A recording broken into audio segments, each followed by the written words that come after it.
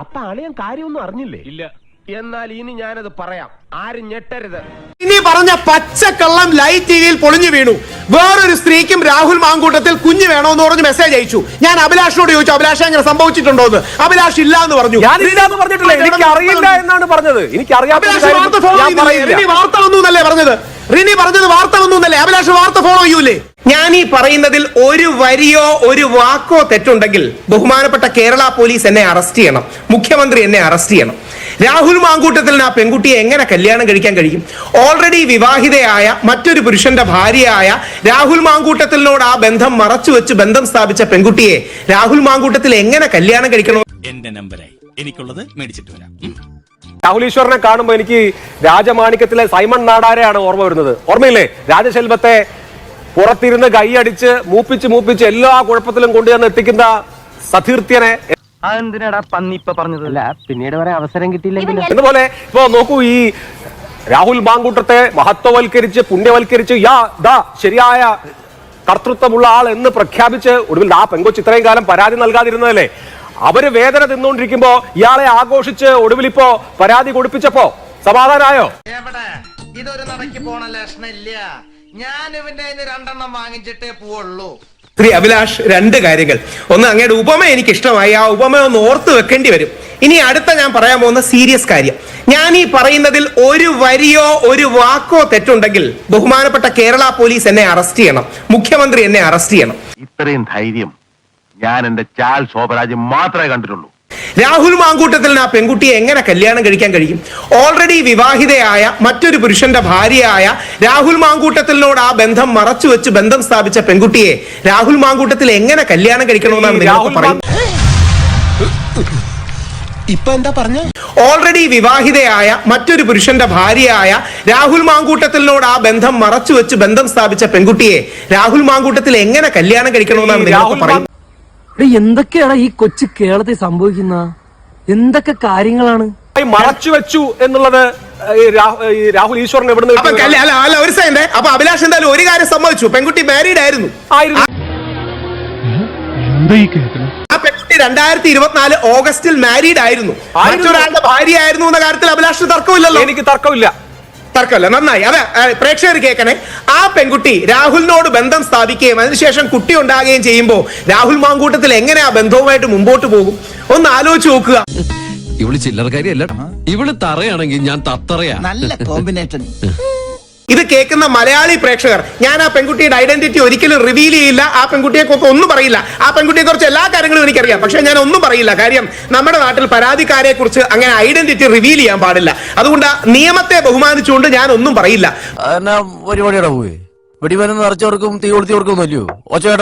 പക്ഷെ ഒന്ന് ആലോചിച്ച് നോക്കുക, രാഹുൽ മാങ്കൂട്ടത്തിലെ മാത്രം എങ്ങനെ തെറ്റുകാരനായി? കല്യാണം കഴിച്ചൊരു പെൺകുട്ടി രാഹുൽ മാങ്കൂട്ടത്തിലുമായി ബന്ധപ്പെടുന്നു. ആ കല്യാണത്തിന്റെ കാര്യം രാഹുൽ മാങ്കൂട്ടത്തിന് അറിയില്ല എന്നാണ് രാഹുൽ മാങ്കൂട്ടത്തിൽ എല്ലാ സുഹൃത്തുക്കളും പറയുന്നത്. അപ്പോ ആ അവസ്ഥയിൽ രാഹുൽ മാങ്കൂട്ടത്തിൽ എങ്ങനെ മുമ്പോട്ട് പോയി ആ കുട്ടിയോട് കല്യാണം കഴിക്കും?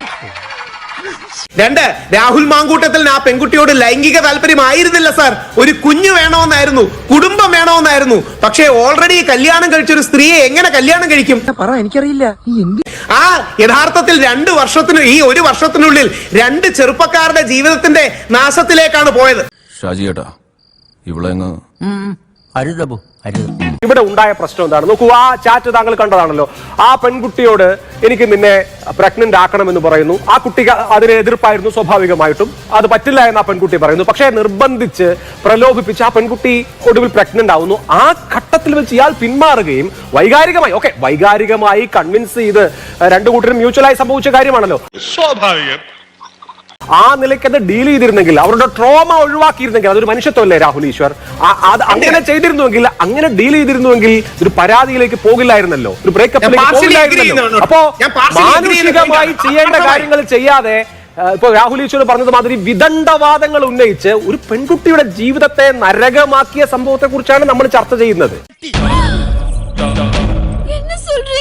ചുമ്മാ പറയുന്നല്ല, ശ്രീ അഭിലാഷ് പറയുന്നതിന്റെ സ്പിരിറ്റ്, എസ്പെഷ്യലി അവസാനം പറഞ്ഞ സ്പിരിറ്റ് അംഗീകരിക്കുകയും അങ്ങനെ വേണമെന്ന് പബ്ലിക്കലി പറയുകയും ചെയ്തതാണ്.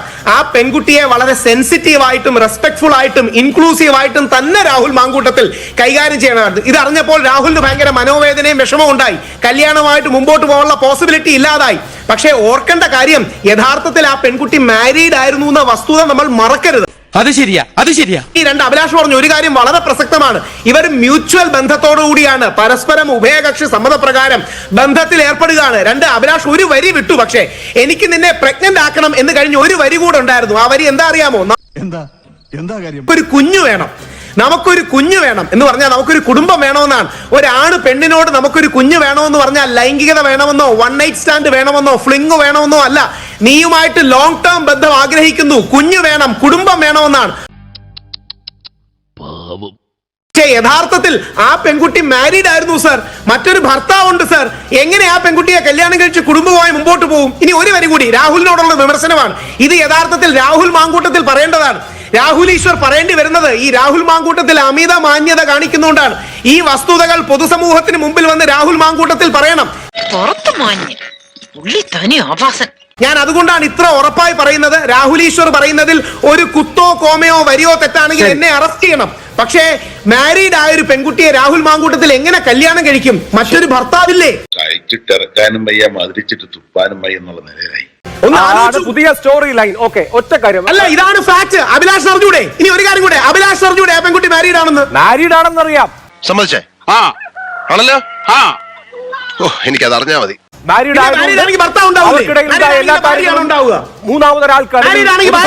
ആളുകൾക്ക് അറിയാം. പെൺകുട്ടി മാരീഡ് ആയ ഭാര്യയാണോ ഉണ്ടാവുക? ഭർത്താവല്ലേ? തെറ്റിദ്ധരിപ്പിക്കരുത്, അതിവൈകാരികത വെച്ച് ആൾക്കാരെ തെറ്റിദ്ധരിപ്പിക്കരുത്. ഞാൻ തോറ്റു.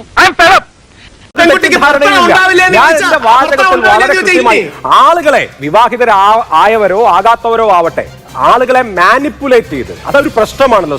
മാനിപ്പുലേറ്റ് ചെയ്തു സാർ. ഒരു കുഞ്ഞു വേണമെന്ന് പറയുന്ന മാനിപ്പുലേഷൻ, കുഞ്ഞു വേണം എന്ന മാനിപ്പുലേഷൻ ഉള്ളതുകൊണ്ടാണല്ലോ അവര് പ്രഗ്നന്റ് ആവാൻ ഇല്ലാതിരുന്നിട്ടും അതിനുശേഷം കുഞ്ഞുണ്ടാകുന്ന ഘട്ടം വന്നപ്പോ അവർ പ്രഗ്നന്റ് ആയപ്പോ ഏത് നിലയിലാണ് അവരെ ട്രീറ്റ് ചെയ്തതെന്നുള്ള ഓഡിയോ കേരളം മുഴുവൻ കേട്ടതല്ലേ? ബലാത്കാരമായി കുഞ്ഞുണ്ടാക്കിയെന്നാണോ അഭിലാഷ് പറഞ്ഞു വരുന്നത്? കുഞ്ഞുണ്ടാക്കിയോ? തോന്നുന്നുണ്ടോ ഏതെങ്കിലും കോടതി അതൊന്നും എനിക്കറിയാൻ മേല. ഇങ്ങനെ എന്തെങ്കിലുമൊക്കെ പറയുമ്പോഴേ എന്റെ മനസ്സിനൊരു സന്തോഷം ഉണ്ടാവുള്ളൂ. ഞാൻ എന്റെ സന്തോഷം നോക്കിയാ പോരെ. കൺസെന്റ് ആണോ? ഒരു നിയമപ്രശ്നം ചോദിച്ചോട്ടെ, ഒരു നിയമപ്രശ്നം ചോദിച്ചോട്ടെ. നിങ്ങൾ ഈ സൈമൺ നാടാര് കളിച്ച് ഇതിനോടകം തന്നെ ഏത് സൈമൺ നാടാരാണ്? രാഹുൽ മാങ്കൂട്ടത്തിനെതിരെ കാര്യമില്ല. നിനക്കാവുമ്പോ ഈ തിണ്ണ പരിപാടിയൊക്കെ നല്ല പിടിയാണല്ലോ. അതാണല്ലോ നിന്നെ പോലുള്ള തിണ്ണ പാർട്ടികൾ എന്നെ തേടി വരുന്നത്. ഒരൊറ്റ വരി പറഞ്ഞു. രാഹുൽ മാങ്കൂട്ടത്തിനെതിരെയുള്ള ഈ കേസ് കോടതിയിൽ സ്റ്റാൻഡ് ചെയ്യില്ല, നിയമത്തിന്റെ സ്ക്രൂട്ടനി സ്റ്റാൻഡ് ചെയ്യില്ല. യഥാർത്ഥത്തിൽ റിനി എനിക്കെതിരെ കൊടുത്ത പരാതി പോലെ കിടക്കും, അല്ലാതെ വേറെ ഒരു ഗുണം ഉണ്ടാവാൻ പോണില്ല.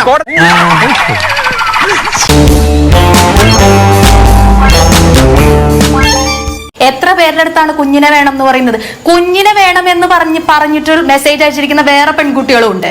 പക്ഷെ അവരാരും പരാതിയായിട്ട് വരാത്തത് കൊണ്ട് ഇപ്പൊ രക്ഷപ്പെട്ട് നിൽക്കുന്നതാണ്. അത്രയും വിചാരിച്ചാൽ മതി. അവർക്ക് ധൈര്യമില്ല പരാതിയായിട്ട് വരാൻ. ഇതൊരു വിഷയമല്ല എന്നുള്ളതാണ്. ഇത് എക്സ്പോസ് ചെയ്യപ്പെടുക തന്നെ ചെയ്യും. ഇതൊരു വിഷയമായിട്ട് നിൽക്കുമെന്ന് കരുതണ്ട. എത്ര നാളിങ്ങനെ ന്യായീകരിക്കുന്നത് കാണണം. എത്ര സ്ത്രീകൾക്ക് ഇതുപോലുള്ള മെസ്സേജുകൾ അയച്ചിട്ടുണ്ട്. ഞാൻ പറയുന്നു, എല്ലാ സ്ത്രീകളും മുന്നോട്ട് വരികയാണെങ്കിൽ ഇത് ഇന്റർനാഷണൽ ലെവൽ ന്യൂസ് ആവും. അമേരിക്കയിൽ പോലും ഇത് വാർത്തയാവും. ഞാൻ പറയാം.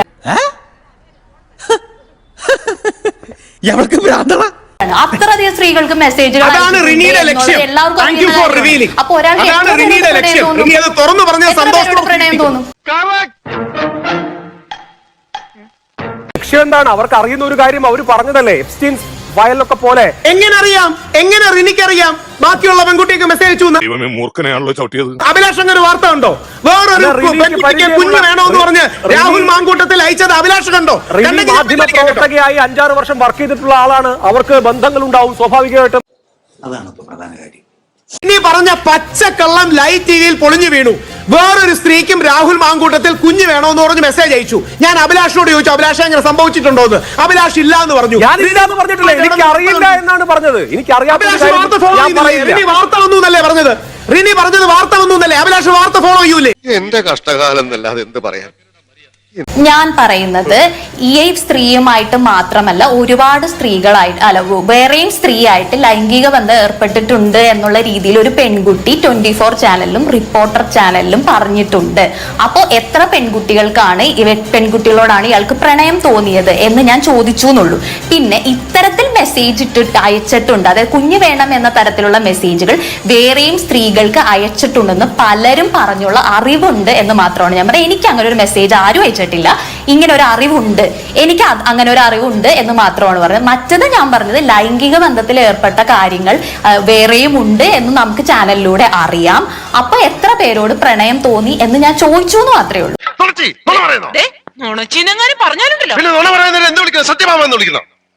വളരെ വ്യക്തമാണ്. ശരി ശരി ശരി, ഇനി അതിൽ തർക്കമില്ല. വളരെ വ്യക്തമായി റിനി പറഞ്ഞത് റിനിക്ക് ബോധ്യമുള്ള കാര്യമാണ്. ഇനി അതിൽ വെറുതെ തർക്കിക്കണ്ട, ഇനി അതിൽ വെറുതെ തർക്കിക്കണ്ട. ശ്രീ ജോർജ് പൊടിപ്പാറ ഉണ്ടത്രേ, ഉണ്ടത്രേ ഒന്നുമില്ല. അവർ കേട്ട അവർക്ക് അറിയാവുന്ന കാര്യം അവർ പറഞ്ഞു, അത്രേ ഉള്ളൂ. ഉണ്ടത്രേ, എന്ത് എളുപ്പമാണ്. അങ്ങനെ തരത്തിലുള്ള മെസ്സേജ് ഉണ്ടത്രേ, എന്ത് എളുപ്പമുള്ള പരിപാടിയാണ്. ഇതാണ് ബിജു മേനോൻ റൺ ബേബി റണ്ണിൽ പറയുന്നത്. ഉണ്ടത്രേ എന്ന് പറഞ്ഞാൽ മതി, പിന്നെ പ്രശ്നമില്ല. അപ്പൊ ഉണ്ടെന്നല്ലോ പറഞ്ഞത്. കണ്ടറിയാം ഇവളൊക്കെ പുറമ്പോക്ക് കോളനിയാണെന്ന്. ആ ലെവലാദികള്. തൽക്കാലം ഇത്രയും മതി. വരട്ടെ.